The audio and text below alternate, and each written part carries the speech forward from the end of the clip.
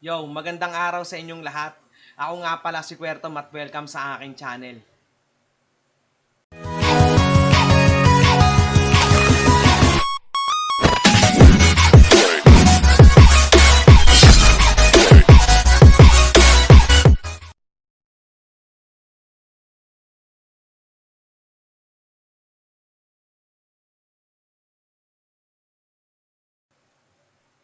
Sa ngayon, ang gagawin po natin is mag-unbox at magre-review tayo ng mechanical keyboard at mouse na galing sa Aula. Ayun, in-order ko po siya sa Lazada. Matagal na siyang na-order pero hindi ko pa siya nabubuksan. Kaya ayun, simulan na natin. So ayun, na-unbox na po natin siya. So ayun, na-unbox na po natin siya. At ito na po yung keyboard at mouse. Hindi ko na po pinakita yung video ng pagano kasi baka matagalan lang. Ayan. Ito po yung mouse na napakaganda. Sakto lang siya sa kamay at ito yung sa dati ko. Ayan po yung mouse ko. Kung makikita nyo. Halos magkasing laki lang pero parang mas matangkad lang to ng konti. Ayun. So, kung makikita nyo, ito po yung keyboard. Hindi ko akalain na kulay gray po yung ipapadala sa akin. Nang pagkakalam ko kasi in-order ko kulay team. Pero okay lang, maganda naman yung kulay niya. Ayan, kung makikita nyo. Tapos, ito po yung nakalimutan ko tawag sa ganito eh. Pero, armrest ba? Ang tama. Ayan. Wala po siyang screw dahil ano po siya, magnet po siya. Ikakabit lang po siya ng ganito.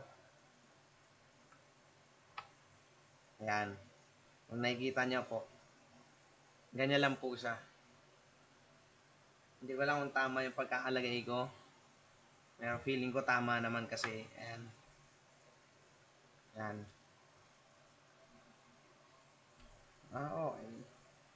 Ayan. Tinayuan na rin po siya sa stand. Nung sa likod niya. Ayan. So, isaksak na natin yung ano niya. Para makita natin yung ilaw.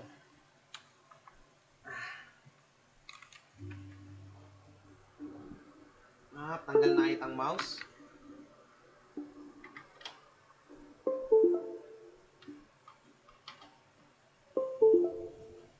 Ayan, kung nakikita nyo. Para mas maganda siya kung patay yung ilaw eh. Pero, siguro ganito na lang. Siguro, tignan natin kung maano. Ayan. So, ayan. Ang ganda ng kulay niya. Tapos, ito po yung ano, yung volume niya. Volume sa kayong sa brightness po nung lightnings niya sa backlight. So, pag binabaan po natin yan, ayan po, lalabo po yan. Mawawala. Ayan. Mabalik po natin. Ayan.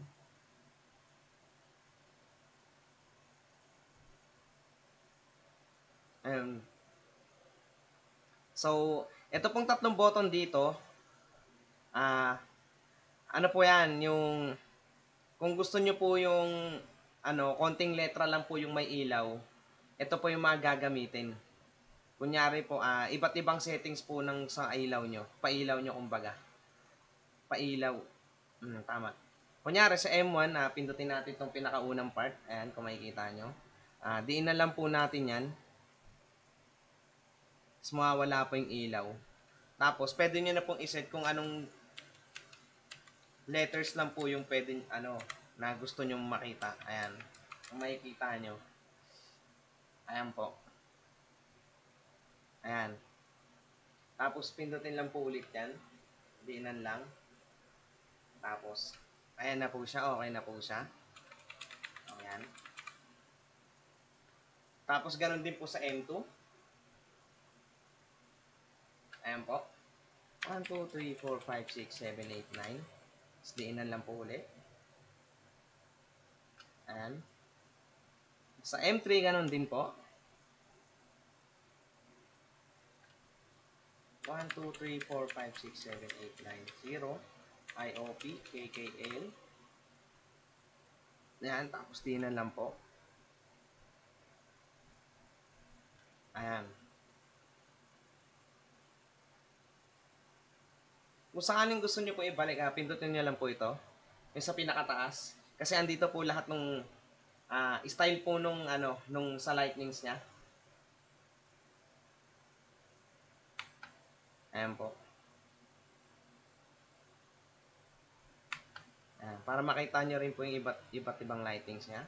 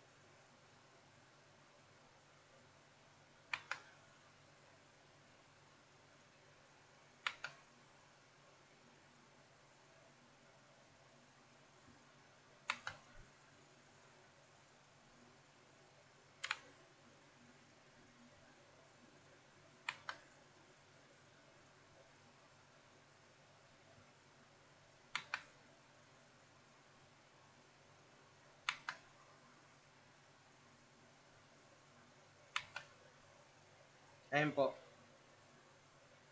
So, kung papainggan naman natin yung ingay niya, hindi po siya ganun kaingay. Ayan. Kung maririnig nyo. Pero blue switch po siya.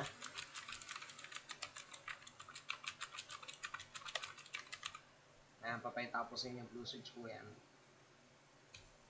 Ayan po. Blue switch po.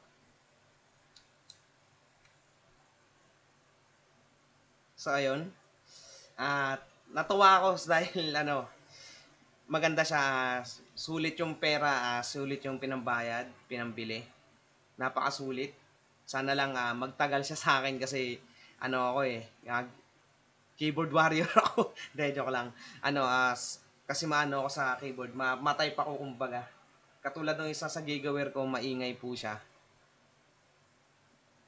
At tumagal lang po siya na 1 taon. Ayun.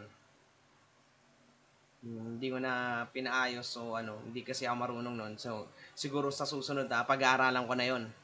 Dahil ayun, kaysa bili ng bili, di maganda kung ikaw na mismo mag-aayos ng sarili mong keyboard, ng mouse, yung mga ganyan. Ayun. So sa mouse po wala naman pong problema dahil maganda rin naman po siya, pati po yung sa lightning niya. Ayan. Tapos may plus and minus po para sa DPI. Tapos ayan yung sa scroll. Ayun, complete package. Napakaganda. Ayun. At maraming salamat sa panonood. Hanggang dito na lang at kita-kits na lang po tayo sa next review ko or sa mga bagong i-upload ko. At maraming salamat sa panonood. Hit like, comment, and subscribe. Maraming salamat po sa panonood. Ayan, peace.